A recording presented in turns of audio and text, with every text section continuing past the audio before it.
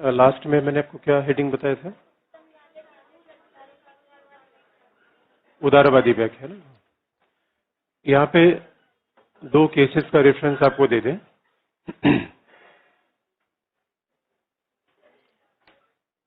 कि हमने पहले भी कहा था उच्चतम न्यायालय के द्वारा जिस तरीके से 1950 में जो व्याख्या की गई वो 1978 तक मानेका गांधी केस तक आते आते उसमें बड़ा परिवर्तन हो गया। जीवन का अधिकार को लेके सही मायने में जो उच्चतम न्यायालय ने 1950 में दो प्रकार की व्याख्याएं की थी। First was related to right to property. Right to property के मामले में supreme court was more stick to right to property, जबकि आप देखेंगे कि बाकी मुद्दे पर सुप्रीम कोर्ट का अप्रोच थोड़ा सा संकीर्ण व्याख्या थी। जब हम ये कहते हैं जीवन का अधिकार की narrower interpretation of right to life या broader interpretation of right to life, इसका मतलब क्या होता है? जीवन का अधिकार की संकीर्ण व्याख्या, जीवन का अधिकार की व्यापक व्याख्या। तो जरा इसको कंपैरिजन कर दें कि कैसे हम इसमें अंतर कर सकते हैं। दो अंतर आपको बता दें जो कि सुप्रीम कोर्ट के मामले में लैंडमार्क है। पहला कि एक गोपालन। अगर आप एक गोपालन केस में आप देखेंगे 1950 में, तो यहाँ पे जीवन के अधिकार की व्याख्या बड़े संकीर्ण रूप में की गई कि जीवन के अधिकार का मतलब है प्रताड़ना का अभाव, अब्सेंस ऑफ टॉर्चर। जीवन का अधिकार का मतलब आप पे बाहर हमला नहीं होगा, बाहर से हमला नहीं होगा। Absence of torture that includes right to life. कि अब कोई आपको प्रताड़ित नहीं करेगा, कोई आपको पीड़ित नहीं करेगा,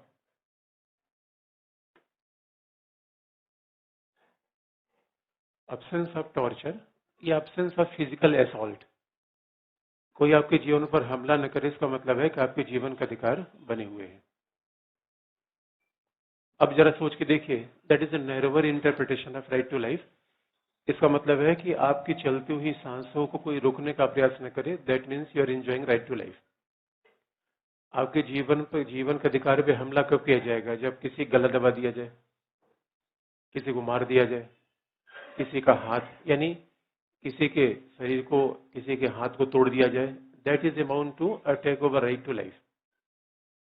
एक गोपालन केस में कहा था, इसलिए उच्चतम न्यायालय ने कहा था कि राइट टू लाइफ जो आर्टिकल 21 है वो आर्टिकल 19 से अलग है। तो जब गोपालन ने कहा था कि हमें भाषण देने का मन कर रहा है, हमें पूरे देश में आने जाने का मन कर रहा है, तो सुप्रीम कोर्ट ने कहा कि that is written in article 19 not in article 21। यही बात थी। लेकिन अब देखेंगे उच्चतम न्यायालय ने आपातकाल के बाद अपने जीवन के अधिकार की व्याख्या कैसे बदल के रख दिया। अब ये कितना बड़ा इंटरप्रिटेशन है ये। अब जरा देखिए, यानी अब्सेंस ऑफ टॉर्चर और अब्सेंस ऑफ फिजिकल असॉल्ट, यानी शारीरिक हमला की न होना।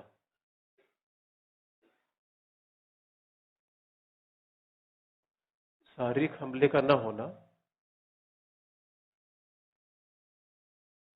यह है जीवन का अधिकार।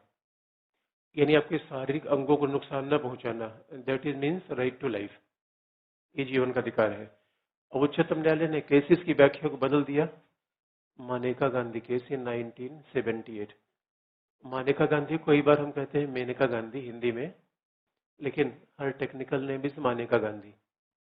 जैसे कई बार आप बिपिन चंद्रा की बुक पढ़ते हैं तो लिखा होता है बिपिन चंद्रा उनका नाम है, और हम पढ़ते क्या है? बिपिन। तो दैट इज, ये पंजाबी और Hindi, because Maneka Gandhi was from Punjab, तो पंजाब का एक्सेंट अलग चलता है, हिंदी का एक्सेंट अलग चलता है। तो हम मानेका गांधी को हिंदी में ढाल लेते हैं और फिर उनको अपने हिसाब से लिख लेते हैं। तो अब आप देखेंगे कि मानेका गांधी में सुप्रीम कोर्ट की किस तरीके से जीवन का अधिकार की व्याख्या थी। और मानेका गांधी का मसला क्या था? आप जानते हैं मानेका गांधी 1978 में मामला आया और 1977 में जनता पार्टी गवर्नमेंट आ गई थी। पहला इमरजेंसी में फंडामेंटल राइट्स के बड़े मिसयूज किए गए थे। दूसरा, क्योंकि आपको हमने बताया ADM Jabalpur case, ADM Jabalpur case जिसे हम हैबियस कॉर्पस केस के नाम से भी जानते हैं, बंदी प्रत्यक्षीकरणवाद। ADM Jabalpur case is considered as a black history in the chapter of judiciary. तो माना जाता है कि वो तो न्यायपालिका के इतिहास में काला अध्याय था, क्योंकि न्यायपालिका वहां जीवन का अधिकार की रक्षा नहीं कर पाई और उसने ये कह दिया कि भाई इमरजेंसी लगी हुई है, मूल अधिकार को सस्पेंड कर दिया गया है, हम मूल अधिकार को नहीं बचा पाएंगे। लेकिन 77 में जनता पार्टी गवर्नमेंट केम इन पावर, और जब जनता पार्टी गवर्नमेंट सत्ता में आई तो उसका निशान संजय गांधी पे था। इंदिरा गांधी को बल्कि शाह कमीशन बना, शाह कमीशन के सामने इंदिरा गांधी प्रेजेंट हुई, उनसे बड़ी पूछताछ हुई कि आपने कैसे पावर को मिसयूज किया। तो शाह कमीशन के बाद बड़ा विवाद हुआ, क्योंकि और उसके बाद इंदिरा गांधी को जेल जाना पड़ा, लेकिन मूल टारगेट था। अब जैसे प्रियंका गांधी पे टारगेट करना है, टारगेट रॉबर्ट वाड्रा पे किया जाए, प्रियंका गांधी को दर्द अपने आप पहुंचेगा। That is a politics. भाई किसी को नुकसान पहुंचाना हो, सबसे करीबी पे हमला करिए। उस समय हमला किया गया संजय गांधी पे, और संजय गांधी ने बहुत पावर का मिसयूज किया था, दैट इज ट्रू। और जब संजय गांधी को हिरासत में लिया गया या उनके साथ तमाम आरोप लगाए गए कि आपने इस तरीके काम किए, इस तरीके काम किए, उसके बाद पहले उन्होंने क्या किया, मेनका गांधी के सरकार ने पासपोर्ट जब्त कर लिया। और हमारे यहाँ there was a passport act. अब पासपोर्ट एक्ट हमारी पार्लियामेंट ने बना रखा था, और संसद के द्वारा पासपोर्ट एक्ट बना रखा गया था 1967 में। और अब देखेंगे जब गोपालन को नजरबंद रखा गया था, that was in the preventive detention act. वो निवारक नजरबंदी कानून था जो उनको बंदी बनाया गया था। तो दोनों कानून पार्लियामेंट ने बनाए थे।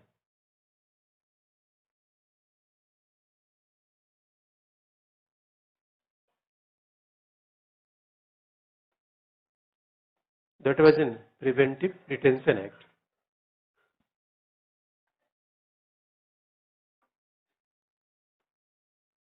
और फिर ये पासपोर्ट एक्ट था 1967 में।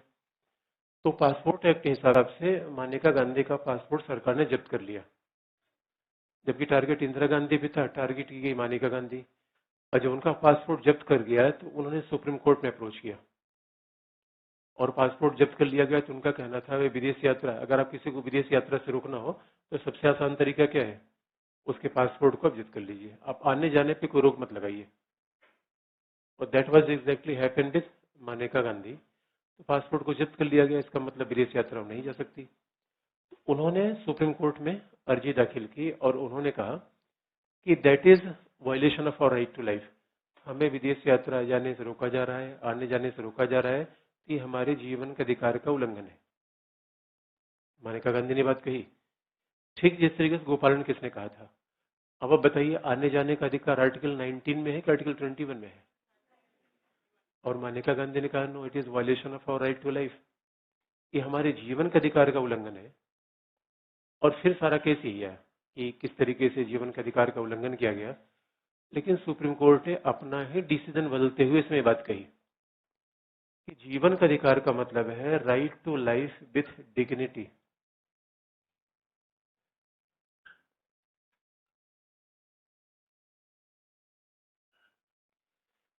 यहाँ पे उच्चतम न्यायालय ने कहा, यहाँ पे कहा था कि शरीर पे हमला न होना है जीवन का अधिकार है, और यहाँ पे क्या कहा था, right to life with dignity is a right to life. गरिमा में जीवन का अधिकार ही वास्तविक तौर पे जीवन का अधिकार है, पहला। अब सवाल आप कहें गरिमा में जीवन का अधिकार का मतलब क्या है? दूसरा, article 21 and article 19 are complementary with each other. इन्हें आर्टिकल 19 में जितने अधिकार लिखे गए हैं वो सब आर्टिकल 21 में शामिल है। यहाँ क्या कहा गया था? दोनों अलग अलग है। यहाँ कहा गया था दोनों अलग अलग है। गोपालन केस में कहा गया कि article 19 and 21 they are different with each other, तो दोनों अलग अलग है।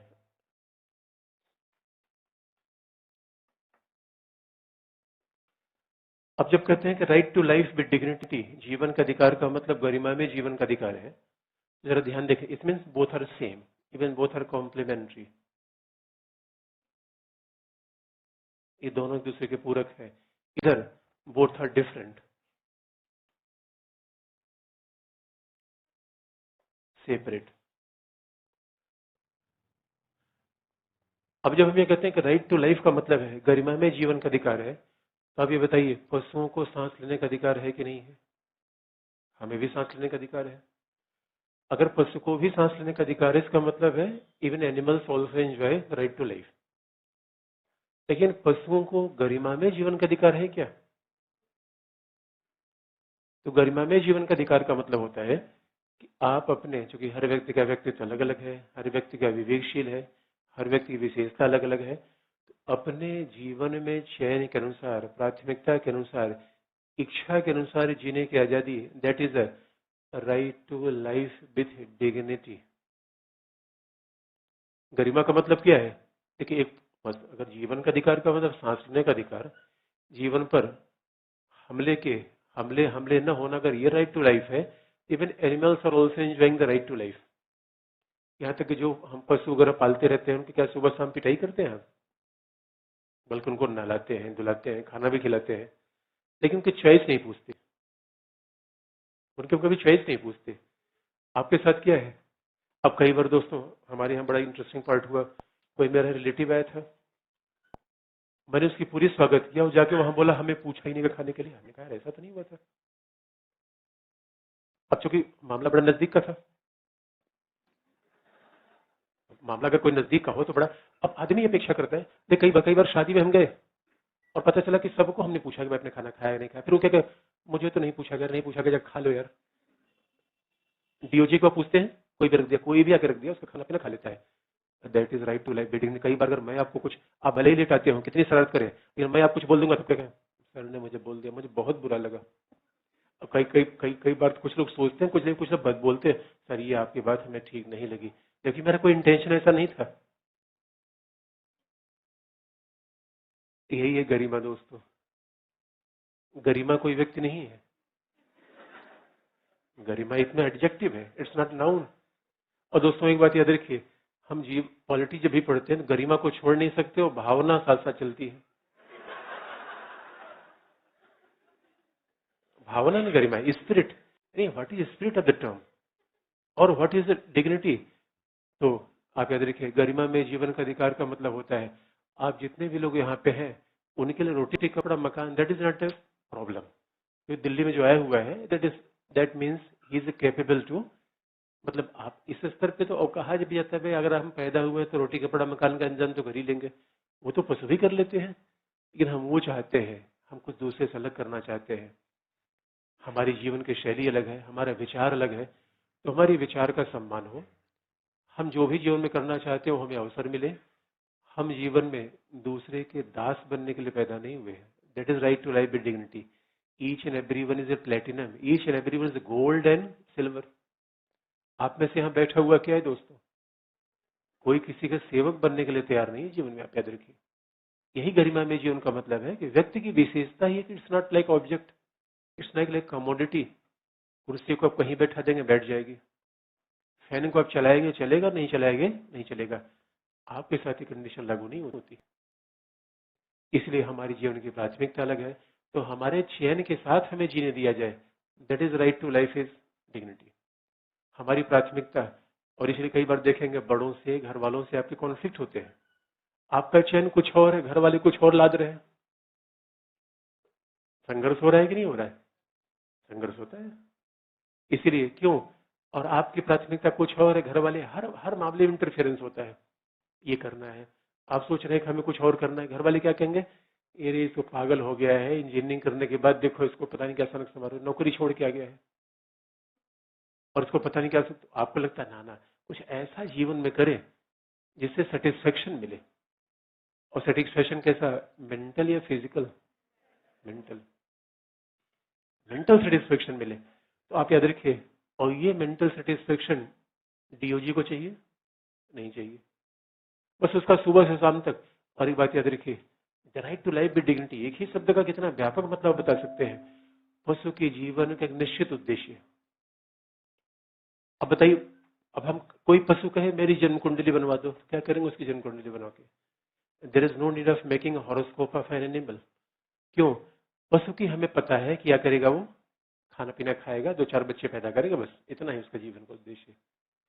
लेकिन मानव में कोई कलाम भी हो सकता है। That is right to life with dignity. अगर मुझसे पूछा जाए कि आपके जीवन का अंतिम उद्देश्य क्या है, तो आपको पता है ना मुझे पता है। वास्तविकता थी है, कब कौन कहाँ चला जाएगा ये तो मानव ही कर सकता है, क्योंकि अलग अलग लोगों की प्रतिभाएं अलग अलग हैं, क्षमताएं अलग अलग हैं। और कुछ लोग फक्कड़ हैं, और फक्कड़ लोगों को कुछ मत बताइए उन्हें क्या करना है, उनको अपने हिसाब से जीने दीजिए। वो चाहे क्लास में लेट आए, जहां मर्जी वहां बैठ जाए, उनको बोलिए मत आप, क्योंकि उनके जीवन का तरीका नायाब है। इसलिए right to life with dignity. और कुछ लोग क्लास में कई बार मैं देखता हूँ, पता है, कुछ जब मन हुआ झोला उठाए चले गए, उनकी गरिमा का हनन करने की आवश्यकता नहीं है। अब बताइए, अब right to life with dignity, अब डिग्निटी का मतलब क्या होता है, इसकी बड़ी विस्तार से व्याख्या की जाए। यानी तो right to life with dignity में क्या होगा, सांस लेने का अधिकार या आवागमन का भी अधिकार, सांस लेने का अधिकार या अपनी इच्छा से व्यवसाय के चयन का अधिकार, निवास और बसने की आजादी। इसका मतलब है आर्टिकल 19 एंड 21 और the two parts of same coin. ये जीवन के अधिकार की विस्तारित व्याख्या नहीं हुई, और ये मानेका गांधी केस के जीवन के अधिकार की विस्तारित व्याख्या यहां तक आगे बढ़ती गई। अब सवाल है, गरिमा में जीवन के लिए कुछ सामाजिक आर्थिक परिस्थितियां भी चाहिए। How you can enjoy right to life with dignity in absence of education health. और सच पूछिए, गोपनीयता का अधिकार, ये गरिमा में जीवन का अधिकार नहीं है। वे हमारे जीवन में क्या हो रहा है, दूसरा कोई झांकने के लिए क्यों इतना उतावला है, वो क्यों देखना चाहता है कि हमारा जीवन कैसा है। इसलिए उच्चतम न्यायालय ने जीवन के अधिकार को बिल्कुल उस दिशा में मोड़ दिया। यहीं से कहानी शुरू होती है पुट्टा स्वामी केस तक। That is a landmark decision. तो आप देखेंगे वो टेंडेंसी लगातार आगे बढ़ती चली गई। तो अब यहाँ जीवन के अधिकार में क्या हो गया, right to health, right to education. यहीं से आर्टिकल 21 का विस्तार होना शुरू हुआ, और वो आज तक लगातार विस्तार होता जा रहा है। अब इसे में इसलिए अब जीवन का अधिकार में आप पूछेंगे क्या है, तो उसमें है कि भाई शिक्षा का अधिकार, स्वास्थ्य का अधिकार, आजीविका का अधिकार, शुद्ध पर्यावरण का अधिकार, गोपनीयता का अधिकार। यहीं से मामला शुरू हुआ। इसलिए पिछले बार का जीएस का सवाल आप देखेंगे, जहां पे लिखा हुआ है राइट टू प्राइवेसी में पुट्टा स्वामी केस पूछा गया है। उसने ये पूछा है कि जीवन का अधिकार की जो व्याख्या, यानी पुट्टा स्वामी केस में जीवन का अधिकार की व्याख्या का नया पहलू क्या आया। आपको जो भी चीजें नई दिखती हैं कंटिन्यूटी है। दैट बिगेन फ्रॉम द मानेका गांधी केस 1978। अब बताइए, इसे जीवन की उदारवादी व्याख्या कही जाए, that is liberal interpretation of right to life. अच्छा, एक होता है रूढ़िवादी, दूसरा होता है उदारवादी। रूढ़िवादी का मतलब होता है जो चीजों को संकीर्ण तरीके से देखता है। उदारवादी का मतलब है जो जीवन को व्यापक तरीके से देखता है। रूढ़िवादी का मतलब ये कहा जाएगा कि जीवन का अधिकार का मतलब है कि बस आप अनुशासित रहें, समाज में रहें, आपका जीवन चलता रहे। उदारवादी का मतलब है कि समय परिस्थितियां बदलेंगी, आपके चयन, आजादी, आने जाने, निवास, ये सबकी आजादी बदलेगी। और इसलिए right to life with dignity में आजकल तो मामला यहां तक चला गया दोस्तों, आज तक तो मामला यहां तक आगे बढ़ गया। समलैंगिकता का अधिकार ये कहां से आ रहा है, यहां भी आ गया दोस्तों। सेक्शन 377, सेक्शन 377 में उच्चतम न्यायालय ने कह दिया, भाई अब पुरुष पुरुष से विवाह कर सकता है, that is your freedom, that is right to life with dignity. अब सवाल है कि अब उच्चतम न्यायालय ने ऐसी बात कह दी, इसलिए अब तो अधिकारों का ही क्या है, विस्तारित व्याख्या। और जब उच्चतम न्यायालय ने ऐसा निर्णय दिया और ऐसा मामला हो, बाबा रामदेव से पूछा कि भाई ये क्या है, उनका जिसको भी ऐसी समस्या हो मेरे पास आए, मैं ठीक कर दूंगा।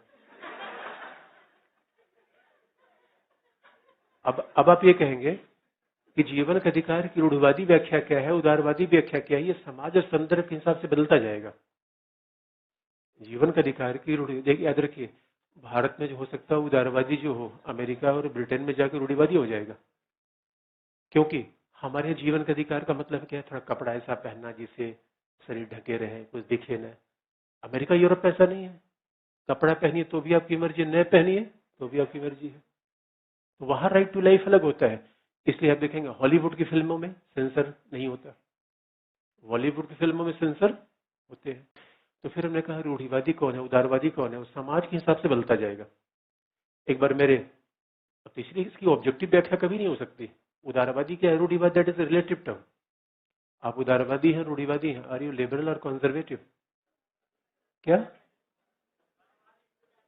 उदारवादी है? अच्छा, तब बताइए, उदारवादी होगा जो अंतर धार्मिक विवाहों का समर्थक होगा, उदारवादी होगा जो अंतर जातीय विवाहों का समर्थक होगा, जो किसी चीज को खाने पीने में विश्वास रखता होगा, उदारवादी है।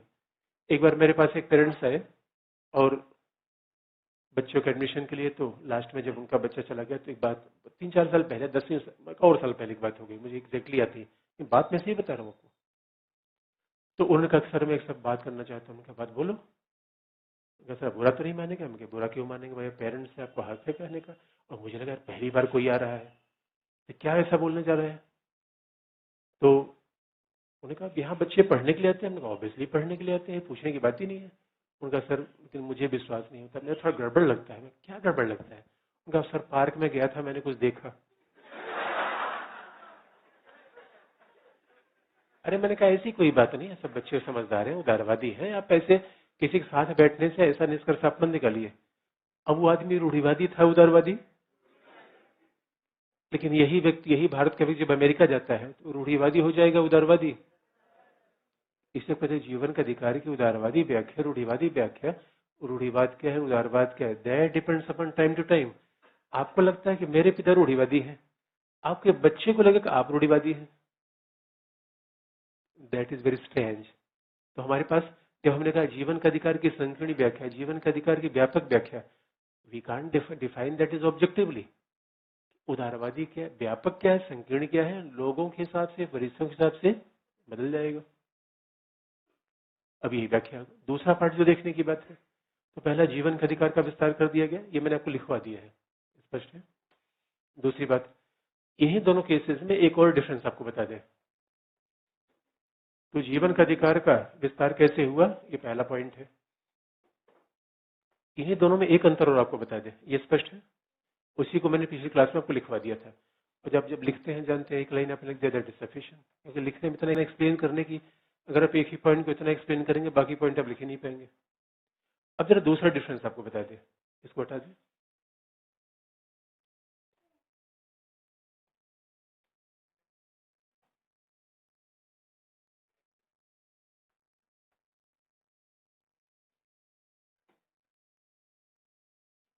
दूसरा फर्क आ गया। आपने एक और शब्द सुना होगा, विधि के द्वारा स्थापित प्रक्रिया, विधि की उचित प्रक्रिया। बड़ा सामान्य शब्द है, कई कई चीजें देखने में बड़ी अजीब सी लगती है। वैसे आप किताब में लिखा भी होगा बहुत स्पष्ट। एक बार इसको देख लीजिएगा, फिर आपको बता दें। उच्चतम न्यायालय ने गोपालन और मानेका गांधी केस को विश्लेषित करते हुए इन दोनों शब्दों को आगे बताया। अब देखिए, गोपालन केस में जब गोपालन को निवारक नजरबंदी में बंदी बनाया गया, दैट इज आर्टिकल अंडर 22। अब फंडामेंटल राइट सबको इसी तरीके से याद रखना पड़ेगा। मैं एक व्यवहारिक परिस्थिति बताऊंगा, आपको याद करने फंडा, बट इससे ज्यादा फंडामेंटल राइट और कोई उपयोगिता है नहीं। क्योंकि मेंस में उत्तर आएगा तो अलग किस्म का आएगा। जैसे अभी मेंस में कैसे लिखा जाता है, एक बार ऐसा क्वेश्चन आया था मेंस में, या तो डीपीएसपी फंडामेंटल राइट्स को जोड़ के पूछा जाएगा, या कभी बड़ा सिंपल सवाल आ जाए। मान लीजिए कि देखिए मेंस में कैसे लिखा जाता है कि मान लीजिए कभी आपको आ जाए कि right short notes for right against exploitation, शोषण के खिलाफ एक टिप्पणी लिखिए, शोषण के अधिकार के खिलाफ।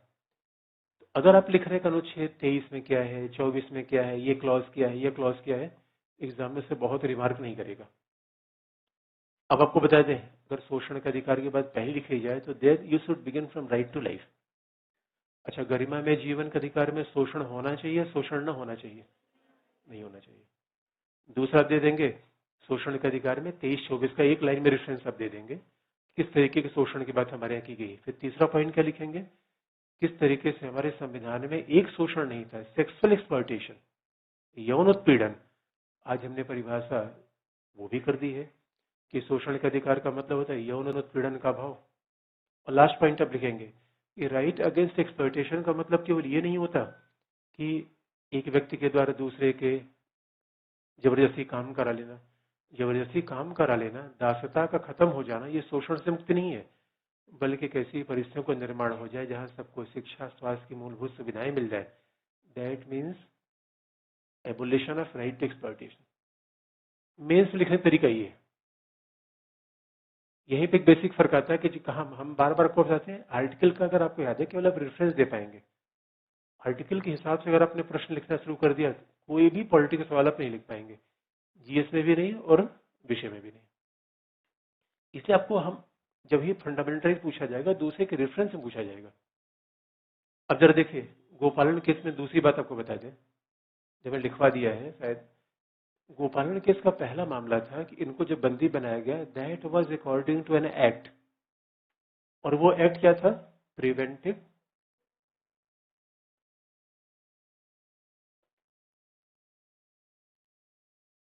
वो एक्ट था प्रिवेंटिव डिटेंशन एक्ट, निवारक नजरबंदी का कानून।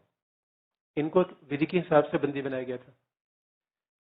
और आप जानते हैं प्रिवेंटिव डिटेंशन एक्ट का पहला एग्जाम्पल तो अंग्रेजी सरकार के दौरान, that is found after 1813 onwards. 1830 के बाद से अंग्रेजी सरकार ने तमाम ऐसे कानून बना रखे थे जो कि निवारक नजरबंदी के थे। और in independent India first act regarding to preventive detention was made in 1950। 1950 में बनाया गया पहला कानून, और इसी एक्ट के हिसाब से उनको बंदी बनाया गया। क्योंकि अब बहुत ध्यान से शब्द देखेंगे, अनुच्छेद 21 में लिखा गया है right to life and personal liberty, दो शब्द का प्रयोग है, लाइफ एंड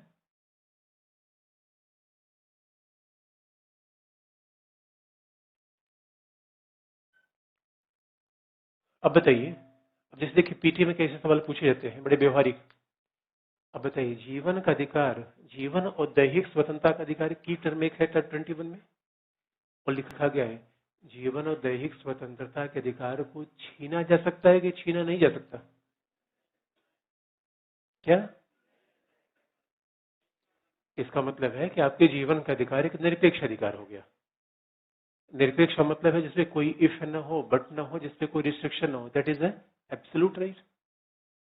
अगर आप कह रहे हैं जीवन का अधिकार छीना नहीं जा सकता, it means right to life is an absolute right. Agree?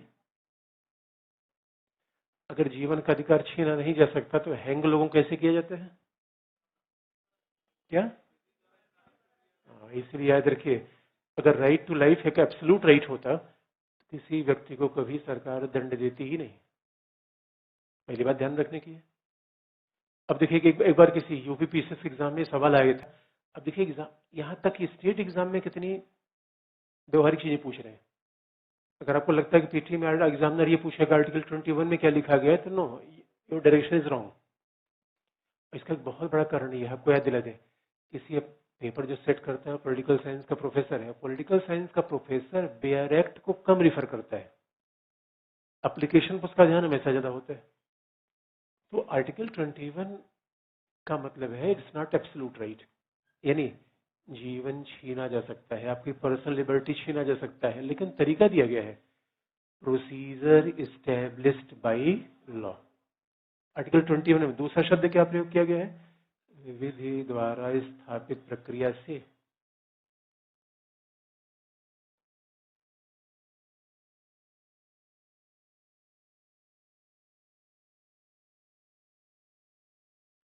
विधि द्वारा स्थापित प्रक्रिया से व्यक्ति के जीवन के अधिकार को छीना जा सकता है। Right to life and liberty can be, right to life and personal liberty can be curtailed through the procedure established by law।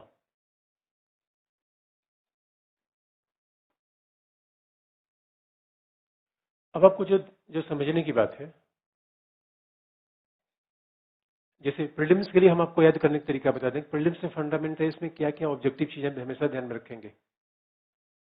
Article 15 में किन किन आधारों पर रिस्ट्रिक्शन होता है वो आप याद रखिए, 23 में वो याद रखिए, 29 में वो याद रखिए। जो ऑब्जेक्टिव एग्जामिनर हो सकता है कहीं पूछ ले, अभी उससे हम आएंगे, कुछ बता देंगे आपको हम। तो जब कहा जाता है प्रोसीजर स्टेब्लिश बाय लॉ, विधि द्वारा स्थापित प्रक्रिया से व्यक्ति के जीवन को छीना जा सकता है, तो आपको हैरानी यहाँ पे लग रही होगी, अच्छा यही अगर लिख दिया गया था पर्याप्त न होता कि विधि के द्वारा किसी व्यक्ति के जीवन को छीना जा सकता है? भाई विधि बनाकर जीवन छीना जा सकता है, इतना लंबा चौड़ा शब्द लिखने की आवश्यकता थी? Procedure established by law. Law इसका मतलब ये हो गया कि हम अच्छा, आपको ऐसा नहीं लगा law was in fact sufficient? किसी के जीवन को छीना जा सकता है लॉ के द्वारा। अब जैसे लॉ क्या है, सेक्शन 302 ऑफ आईपीसी, भारतीय दंड संहिता की धारा 302, उसके हिसाब से किसी व्यक्ति के जीवन को छीना जा सकता है बशर्ते उसने दूसरे के जीवन पे हमला किया हो। यही तो है विधि, ये लॉ है। अच्छा, आपने देखा होगा हमारे यहाँ तो अनेक ऐसे कानून बन गए हैं जिससे व्यक्ति के जीवन को सुरक्षित रखा जाए कि भाई एक के जीवन का अधिकार है, इसका मतलब दूसरे के जीवन को मारता फिरे फिर तो उसको पनिशमेंट देना पड़ेगा। तो लॉ लिखने के बजाय इतना भारी भरकम शब्द का प्रयोग हमने क्यों कर दिया? कारण उसका बता दो। क्योंकि जब कोई विधि बनाई जाती है तो विधि में दो पार्ट होते हैं, एक तो विधि का विषय वस्तु क्या है, व्हाट इज द प्रोसीजर, और दूसरा विधि का विषय वस्तु मतलब कंटेंट, क्या लिखा गया है विधि में, और दूसरा अगर किसी ने विधि का उल्लंघन किया दंड का प्रावधान होगा पहला, लेकिन दंड देने की एक प्रक्रिया होगी, प्रोसीजर होगा। इसलिए हमारे यहाँ डेमोक्रेसी में चीजों का मिसयूज करना बहुत मुश्किल है, क्योंकि आप किसी को, अब देखिए प्रक्रिया का मतलब है सेक्शन 302 में कहा गया है किसी व्यक्ति ने जीवन पे हमला किया किसी को तो डेथ पेनल्टी, अगर उसको आजीवन कारावास सजा दी जा सकती है। आजीवन कारावास देने की एक प्रक्रिया है या मनमानी है? ऐसा प्रोसीजर है, प्रक्रिया है। यानी यहां तक कि आप देखेंगे हमने आपको बता दिया है कि हैंग करने की भी प्रक्रिया है। जब जिस व्यक्ति को डेथ पेनल्टी दे दी गई उसको हैंग कैसे किया जाएगा, प्रक्रिया है। प्रोसीजर का इतना बड़ा फर्क होता है हमारे लॉ में। विधि के निर्माण की एक प्रक्रिया है, आपने देखा पहला वाचन, दूसरा वाचन, तीसरा वाचन, प्रक्रिया, प्रोसीजर को इतना ध्यान में रखा गया है।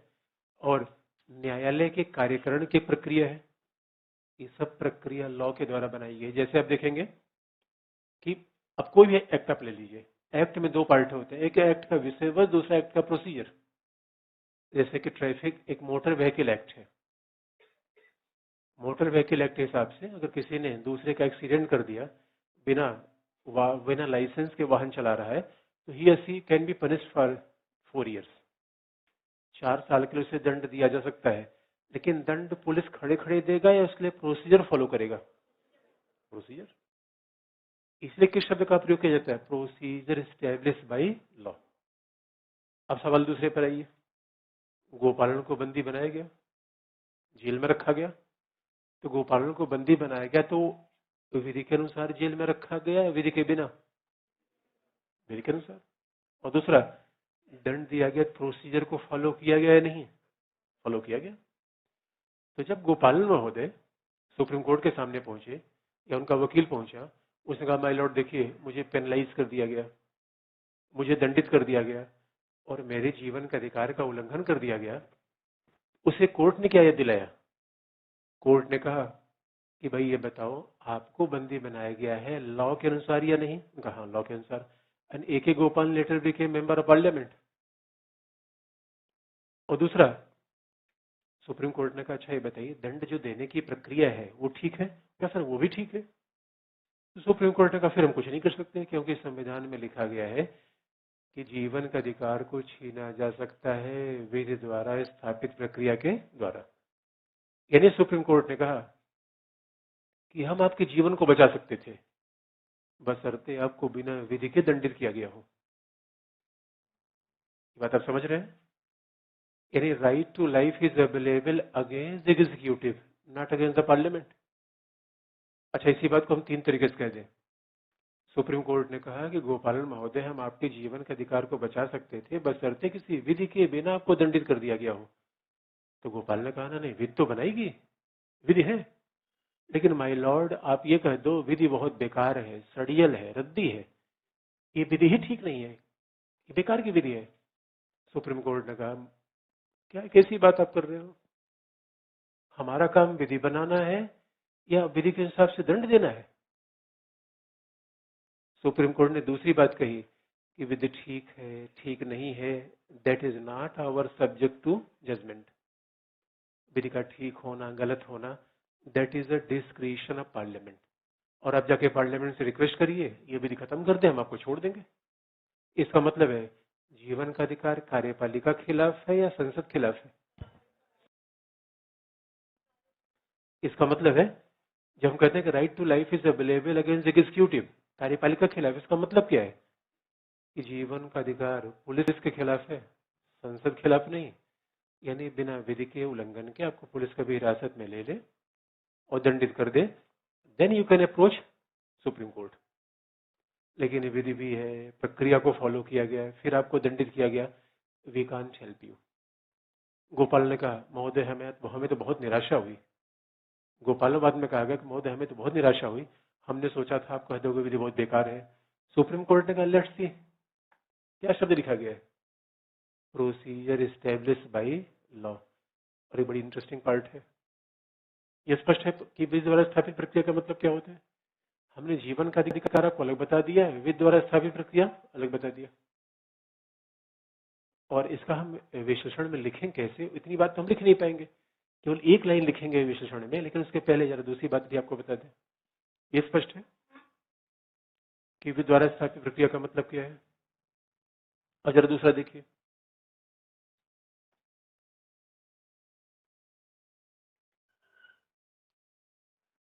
मानेका गांधी केस में मानेका गांधी का पासपोर्ट जब्त किया गया था, और पासपोर्ट था पासपोर्ट एक्ट 1967।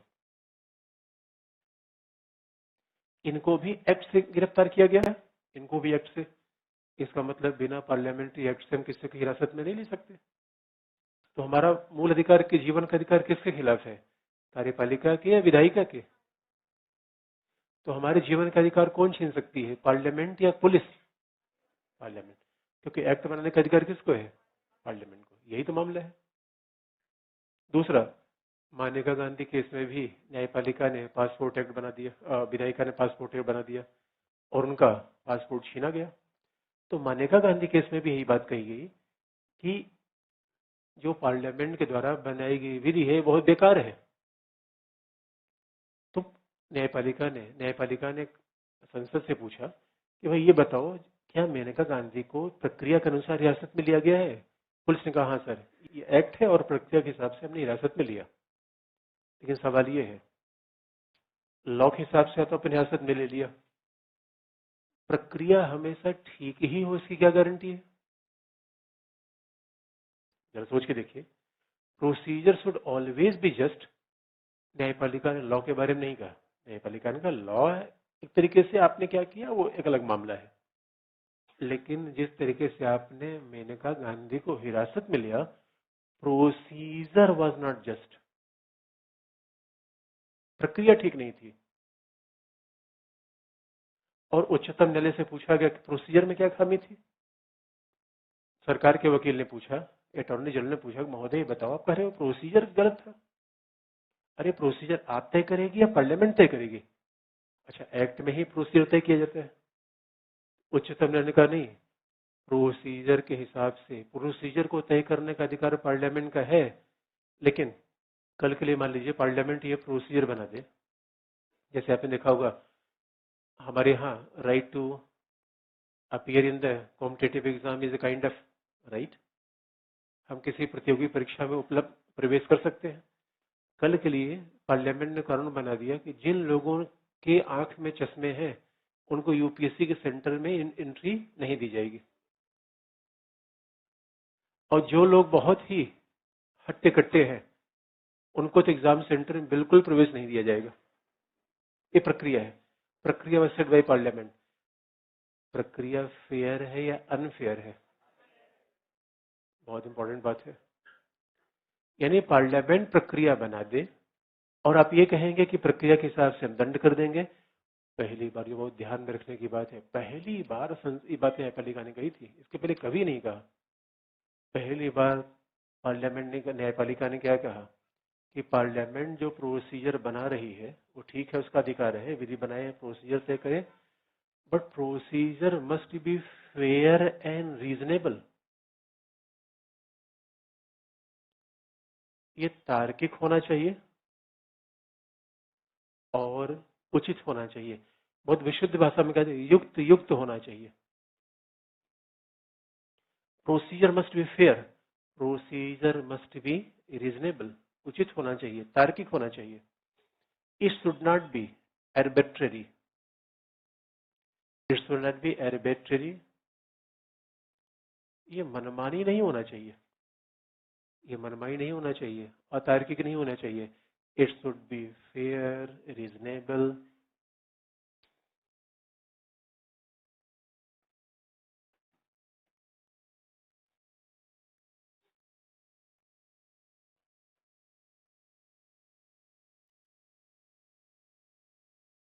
और हम पासपोर्ट एक्ट के संदर्भ में बात करें कि फेयर रीजनेबल का मतलब क्या होता है. तार्किक होना चाहिए, सम्यक होना चाहिए, उचित होना चाहिए. फेयर एंड रीजनेबल, तार्किक उचित का मतलब है, पासपोर्ट एक्ट में लिखा गया था सरकार कभी भी किसी के पासपोर्ट को जब्त कर लेगी. सुप्रीम कोर्ट ने कहा no, this procedure is not fair, ये प्रक्रिया फेयर नहीं है. और हमने फिर कहा पहली बार ऐसा सुप्रीम कोर्ट ने टिप्पणी की थी. अदरवाइज सुप्रीम कोर्ट प्रोसीजर पे हमेशा बसती रही थी कि नहीं नहीं भाई हम इस पे नहीं कभी जाएंगे. और इसका क्या मतलब हुआ आगे, इसको एक वर्तमान एग्जाम्पल वो बता दें. फेयर और अनफेयर प्रोसीजर का मतलब क्या होता है, और मानेका गांधी केस में क्या कहा गया. सुप्रीम कोर्ट ने कहा देखिए फेयर, उसे पूछा गया अब आप ही बताइए जिसमें फेयर प्रोसीजर क्या होना चाहिए था. सुप्रीम कोर्ट ने कहा फेयर प्रोसीजर ये होना चाहिए था कि पहले मानेका गांधी को सूचना दी गई होती, उनको बुलाया गया होता, कारण पूछा गया होता, तब आप उनके पासपोर्ट को जब्त किए होते. मनमानी तरीके से आप नहीं कर सकते. और इसीलिए सुप्रीम कोर्ट ने पहली बार क्या कहा कि प्रोसीजर में एक चीज का फॉलो होना चाहिए, और that is principle of natural justice, प्राकृतिक न्याय का सिद्धांत. Procedure should be abided by the principle of natural justice. प्रक्रिया किस सिद्धांत से चलनी चाहिए, प्राकृतिक न्याय.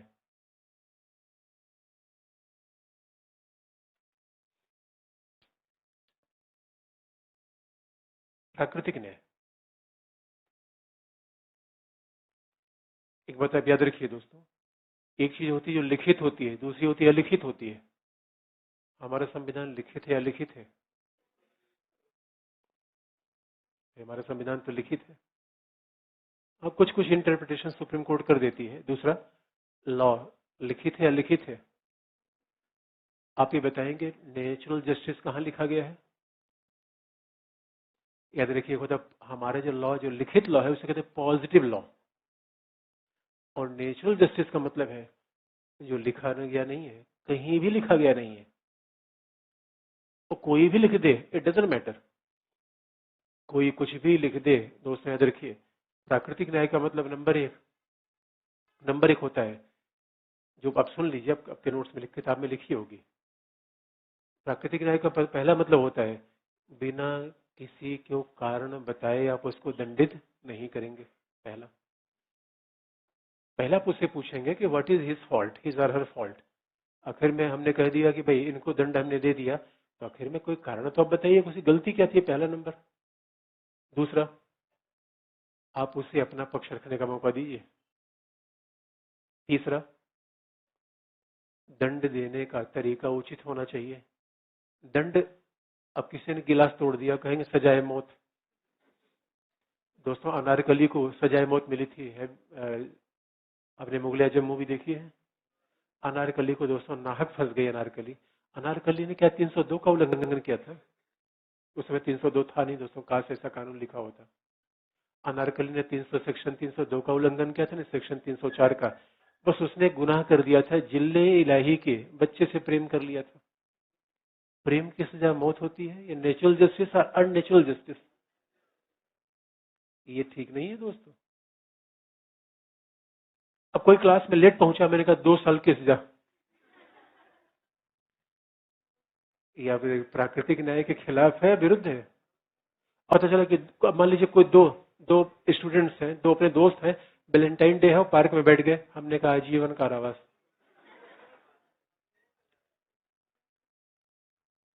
नेचुरल जस्टिस खिलाफ जाता है. अरे दंड आप देंगे मात्रा के हिसाब से कि नहीं. और दूसरा, दंड देने वाले खुद ही व्यक्ति दंड नहीं दे सकता. मान लीजिए कि मैं, व्यक्ति एक्स ने किसी को धक्का मार दिया, और पुलिस आई, उसने पूछा ये बताओ तुमने धक्का मारा. उसने कहा मैंने नहीं मारा. उसकी बात का कोई महत्व नहीं है, हम तीसरे से पूछेंगे. व्यक्ति अपने मामले में न्यायाधीश नहीं हो सकता। अगर आप किसी को दंडित कर दिया गया और आपसे पूछा है आपने अपराध किया, मैं हमने कोई अपराध नहीं किया, आपकी बात का मतलब ही नहीं है। कोई तीसरा व्यक्ति बताएगा किसने किया या नहीं किया, और वो व्यक्ति ये भी कह रहा है मैंने किया, तो भी नहीं माना जाएगा। तीसरे व्यक्ति से पूछा जाए, हो सकता है झूठ ही बोल रहा हो। और याद देखिए, दंड देने वाला व्यक्ति अथॉरिटेटिव होना चाहिए या नहीं, उसको हैसियत होना चाहिए। खाप पंचायत कांट पेनलाइज एनीवन। खाप पंचायत किसी को दंड थोड़ी दे सकती है, न्यायपालिका दंड देगी। खाप पंचायत, न्यायपालिका। कौन कह रहा है खाप पंचायत? अच्छा, खाप पंचायत का पंचायती राज से कोई लेना देना नहीं है, इसे कंफ्यूज मत करिएगा। Khap panchayat is a kind of caste panchayat that has nothing to do with the panchayat. अब आप देखेंगे ये सारी प्रक्रिया है, ये सारी प्रक्रिया है। मेनका गांधी केस में बिल्कुल मामला पलट दिया। पहली बार मेनका गांधी केस में कह दिया कि ना, आप केवल किसी को प्रक्रिया बनाकर दंडित कर देंगे, नॉट सफिशिएंट। इसका मतलब जीवन का अधिकार कार्यपालिका के खिलाफ मिलता है या न्यायपालिका विधायिका के भी खिलाफ है? विधायिका के भी खिलाफ है। इसलिए देखेंगे इस शब्द का जीवन का अधिकार से सीधा संबंध आ गया। और बहुत इंटरेस्टिंग पार्ट आप देखेंगे, इसलिए ऐसी व्याख्या क्यों की गई। पहले तो प्राकृतिक न्याय का सिद्धांत बना दिया गया पहली बार, क्योंकि याद रखिए प्राकृतिक न्याय का मतलब जो लिखा नहीं गया है, तो लिखी हुई चीज को माना जाए या लिखी हुई चीजों में भावना ढूंढी जाए। तो सुप्रीम कोर्ट से पूछा गया, कोर्ट वकील ने पूछा, माय लॉर्ड ये बताओ जज साहब, आप नेचुरल जस्टिस संविधान में लिखा कहाँ गया है यार, आप बता रहे हो नेचुरल जस्टिस नेचुरल जस्टिस। न्यायपालिका ने कहा उसी में अंतर्निहित है, उसी में, that is inherent, that is embedded in that constitution, उसी में अंतर्निहित है, उसी में घुसा हुआ है। लोग अरे ज्यादा ही आपको दिखा है घुसा हुआ है क्या? लोगों ने राइट टू लाइफ में बड़ी चीजें अंतर्निहित है। अब इसलिए बात सीधे गए, संविधान की व्याख्या में टेक्स्ट का इंपॉर्टेंस होगा या कॉन्टेक्स्ट का? इसलिए संविधान की व्याख्या में शब्दों का महत्व होगा या आत्मा का? Spirit is more important than letter, spirit is more important. इसलिए कोई आपको कोई मैसेज लिखे और कोई आपका बड़ा प्रिय मैसेज लिखे, उतना ही मतलब समझते हैं, उससे ज्यादा समझ लेते हैं। कैसे? भावना को देखना क्या है? प्राकृतिक न्याय। आत्मा को देखना क्या है? प्राकृतिक न्याय। ये that is principle of natural justice. वहीं से न्यायपालिका ने पूरी कार्यप्रणाली को चेंज कर दिया। न्यायपालिका ने पूरी कार्यप्रणाली को चेंज कर दिया। अब हम दूसरा एग्जाम्पल आपको बता दें कैसे प्रक्रिया ठीक हो सकती है, उचित है अनुचित है। दूसरा एग्जाम्पल आपको बता दें, अभी कुछ दिनों पहले हमारे यहाँ निवारक नजरबंदी कानून है, कोफे पोसा, कंजर्वेशन ऑफ फॉरेन एक्सचेंज और प्रिवेंशन ऑफ स्मगलिंग एक्ट। उसमें अभी तक एक्ट में प्रोविजन था कि जिसको भी हिरासत में लिया जाएगा उसको जमानत नहीं दी जाएगी। दैट इज वो एक्ट में प्रोविजन लिखा गया था, प्रक्रिया इसका मतलब एक्ट में निर्धारित थी। हमारे देखें कई ऐसे कानून हैं जो बेलेबल ऑफेंस हैं, कई है नॉन बेलेबल। और आपने बहुत ध्यान से देखा होगा SC/ST एक्ट में, SC/ST एक्ट में सुप्रीम कोर्ट ने इसी बात पे ऑब्जेक्शन किया। SC/ST एक्ट में ये लिखा गया है कोई व्यक्ति कंप्लेन कर देगा इट इज सफिशिएंट, अगले को हिरासत में ले लिया जाए। सुप्रीम कोर्ट ने कहा no, it's not fair procedure.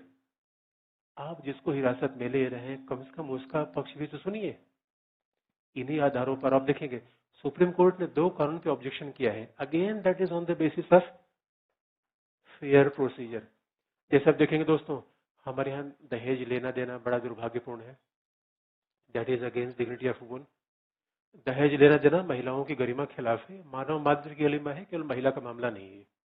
इसकी किसी मामले जस्टिफिकेशन नहीं हो सकता। लेकिन देखिए दूसरी बात का भी जस्टिफिकेशन नहीं हो सकता कि पता चला कि दहेज पति ने लिया, सास ससुर को जेल में भिजवा दिया, बूढ़ा सास ससुर बेचारा। और दूसरा आजकल क्या मामला हुआ, किसी पति पत्नी के नहीं पटी। आजकल दोस्तों नई पीढ़ी है, आजकल तो बाप रे, अलग अलग जीवन के सिद्धांत, कोई कॉम्प्रोमाइज नहीं करना चाहता कोई सी बात पे। भाई जीवन तो लेन देन है दोस्तों, कहाँ परफेक्ट पार्टनर ढूंढेंगे। और हम तो कहेंगे आजकल जो आधुनिक सीरियल बन रहे हैं उसने मानव को एकदम बिगाड़ रखा है। एक आध बार मैं भी सीरियल देख लेता हूँ हो क्या रहा है, तो हर 2 मिनट एक चाटा कोई लगा रहा है। हमने कहा यार ये तो एकदम एक बार ये देखिए दोस्तों, देखी गई चीजों का, सुनी गई चीजों का इन्हीं का तो मत होता है। आप तो पढ़े लिखे लोग हैं, इस बात को सोचिए, जो नहीं पढ़ा लिखा व्यक्ति है वो देखेगा। मैंने तो कई बार देखा गांव में दोस्तों कई लोग हैं एकदम से ऐसे बैठे हुए कमरे में जैसे टीवी का एक्टर बैठा रहे, हमने कहा 1 घंटे की शूटिंग करता है इसलिए वैसा बैठा हुआ है। वो सोचते हैं ऐसा हमारा जीवन होना चाहिए, पागलपन है कि नहीं। अब बताइए, जो दहेज हमारा डाउरी एक्ट है, उसमें अब सवाल है पति पत्नी के बीच झगड़ा हो गया तो उसमें क्या आरोप लगा दिया, इसने हमारा दहेज के कारण शोषण किया। डाउरी में ना, वहां डाउरी कोई फैक्टर नहीं है, फैक्टर दूसरा है। तो आपने कहा उच्चतम न्यायालय ने यही तो कहा, करे भाई पहले इसका वेरिफिकेशन करो, procedure should be just and fair. SC/ST act में यही तो कहा गया कि आप जब कंप्लेन किया जा रहा है तो एक बार देख तो लो कि सही कंप्लेन है गलत कंप्लेन है। ये प्रक्रिया क्या होनी चाहिए, उचित होनी चाहिए। हमने तो लेटेस्ट एग्जाम्पल आपको बता दिया, उच्चतम न्यायालय ने ये काम मानेका गांधी केस से किया। दूसरा टेक्निकल पॉइंट आपको बता दिया, मानेका गांधी केस में 19 और 21 को आसपास जोड़ा गया, नहीं जोड़ा गया, जोड़ दिया गया। यहाँ पे जोड़ा गया था, गोपालन केस में नहीं। और अब देखिए आर्टिकल 19, 21 को जोड़ने का कितना बड़ा फायदा हुआ। और ध्यान से अब देखिए, आर्टिकल 19 को पढ़ के देखिएगा, अब इसलिए मैं एक एक शब्द को एक बार आर्टिकल में देखिएगा। आर्टिकल 19 में कहा गया है, बहुत सारे आजादी की बात की गई है, right to freedom of speech and expression, assembling peacefully without arms, मतलब जो भी अधिकार है, मैंने पिछली क्लास में बता दिया था।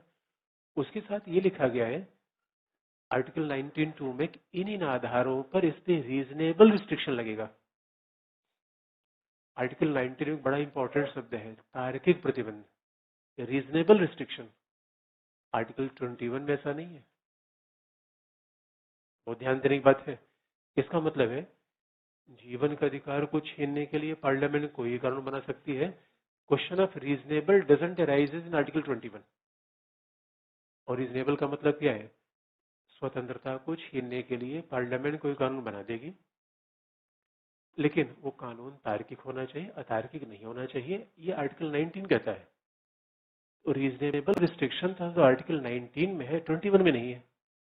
लेकिन जब दोनों को एक साथ पढ़ा जाएगा, जब आर्टिकल 21 91 एक ही सिक्के के दो पहलू हो गए, तो रीजनेबल रिस्ट्रिक्शन 19 के लगेगा या 21 के लिए भी लगेगा, 21 के लिए भी लगेगा। अगर 21 के लिए भी लगेगा तो निश्चित तौर पर जीवन का अधिकार इस मामले में छीन लेना कि आपने प्रक्रिया बना दी है, दैट इज नॉट सफिशिएंट।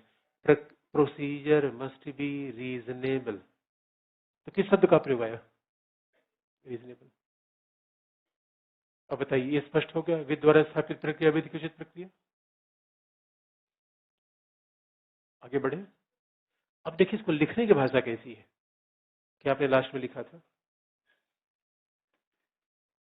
अच्छा, जो आपकी किताब में लिखा है वो भी आपने पढ़ा अच्छे से, समझ में आ जाता है कि नहीं पढ़ने से, समझ में आ गया था कि नहीं पढ़ने से आपको।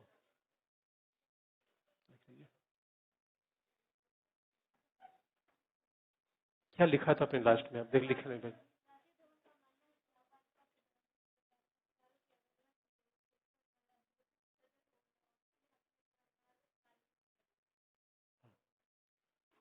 अगला हेडिंग लिखिए,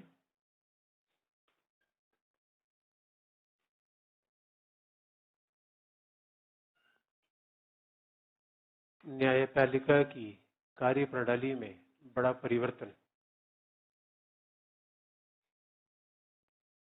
major change in the functioning of judiciary.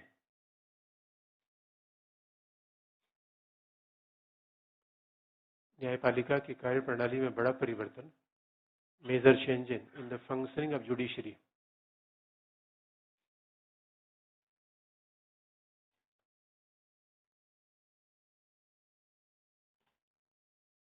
पहला पॉइंट,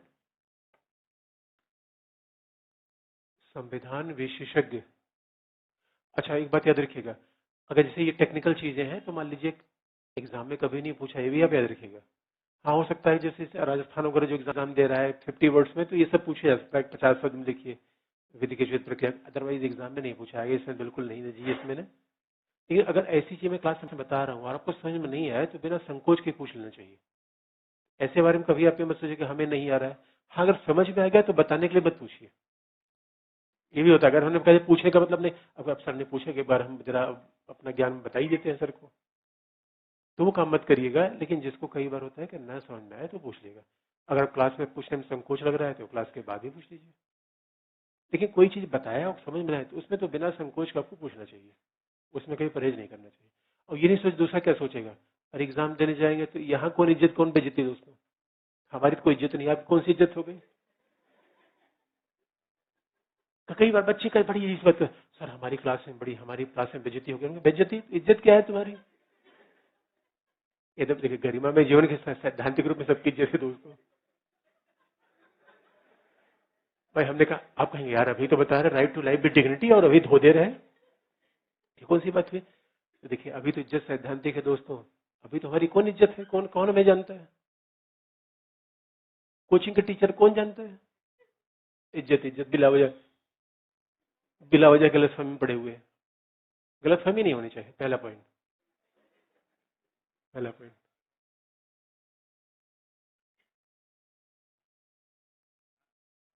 क्या लिखा, संविधान विशेषज्ञ दुर्गादास बसु का मानना है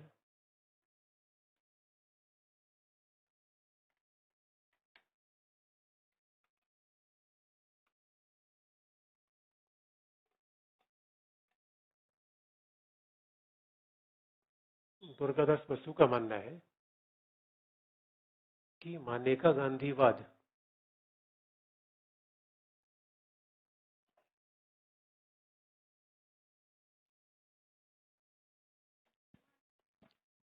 संविधान विशेषज्ञ दुर्गादास बसु का मानना है कि मानेका गांधीवाद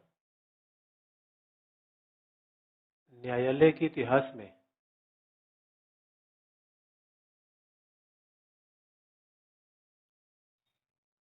मानेका गांधीवाद न्यायालय के इतिहास में उत्तरी ध्रुव से दक्षिणी ध्रुव की यात्रा है।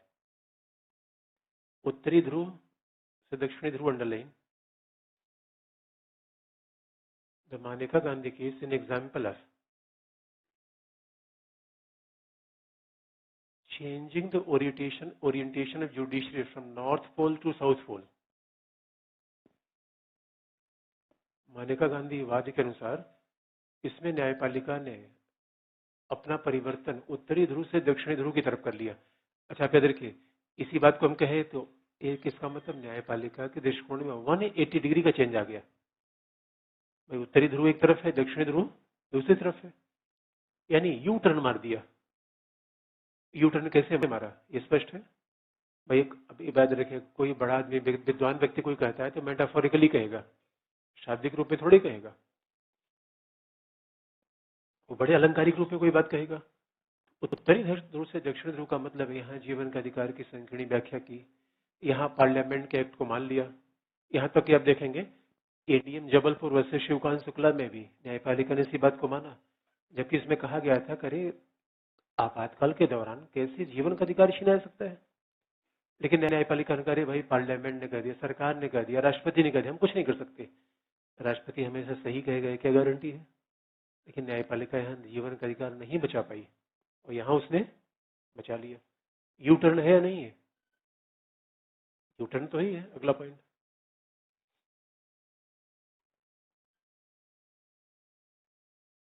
यू टर्न क्यों है इसकी व्याख्या मैंने आपको बता दी, अब वो नहीं लिखवाएंगे। अगला पॉइंट, ग्रेनेविल ऑस्टिन ने कहा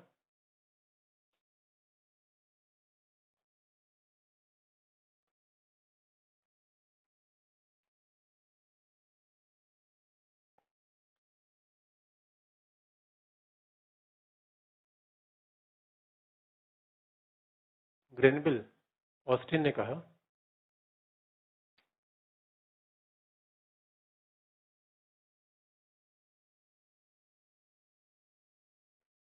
ग्रेनविल ऑस्टिन ने कहा कि भारतीय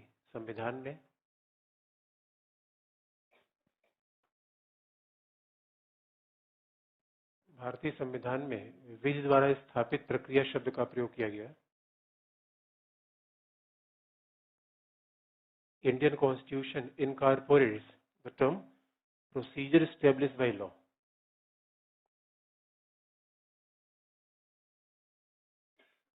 भारतीय संविधान में विधि द्वारा स्थापित प्रक्रिया शब्द का प्रयोग किया गया। ये बहुत इंपॉर्टेंट एक्सप्लेनेशन है, क्योंकि विधि द्वारा स्थापित प्रक्रिया शब्द का प्रयोग किया गया, क्योंकि संविधान निर्माता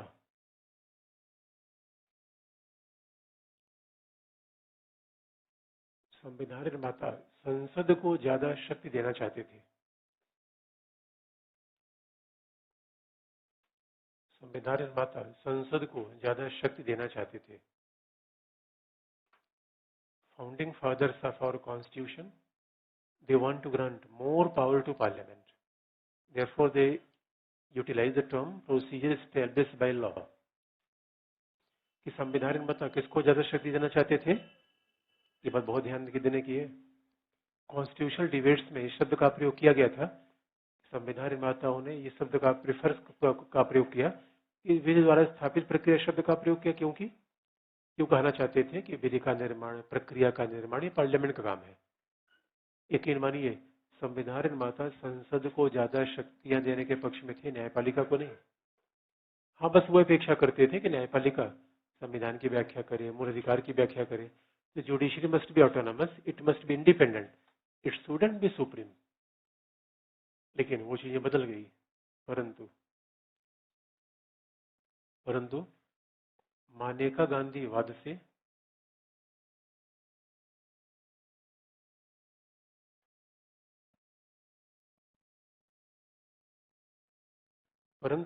गांधी वाद से न्यायपालिका ने विधि की उचित प्रक्रिया का प्रतिपादन किया।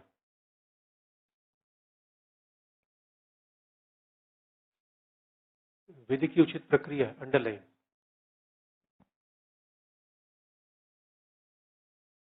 Supreme court propounded the principle of due process of law.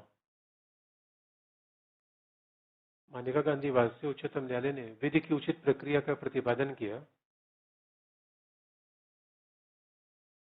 Due process of law,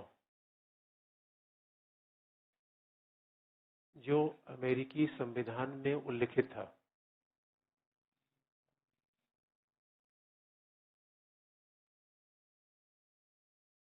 due process of law जो अमेरिकी संविधान में उल्लिखित था,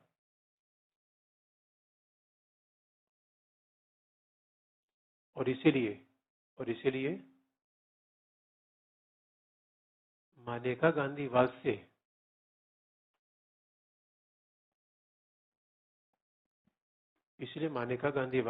उच्चतम न्यायालय की शक्तियों में वृद्धि हुई।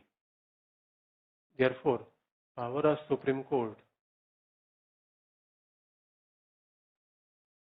the power of Supreme Court is strengthened from the मानेका गांधी case onwards. इसलिए मानेका गांधी वाद से उच्चतम न्यायालय की शक्तियों में वृद्धि हुई। अब देखेंगे, ये बात स्पष्ट है। और अगर प्रोसीजर फेयर रीजनेबल होना चाहिए, इसको क्या कहते हैं? Due process of law. ये क्या है? विधि की उचित प्रक्रिया। और ये क्या है? विधि द्वारा स्थापित प्रक्रिया।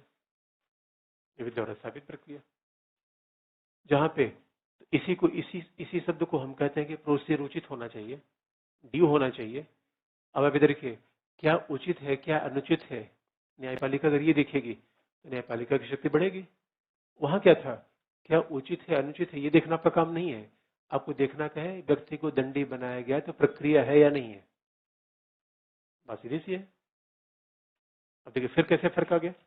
Y we say that this is due process of law. इसे विधि की उचित प्रक्रिया क्यों कहा जाता है? Why it is a due process of law. और अमेरिका के संविधान में हमेशा इसी शब्द का प्रयोग किया गया, ड्यू प्रोसेस ऑफ लॉ।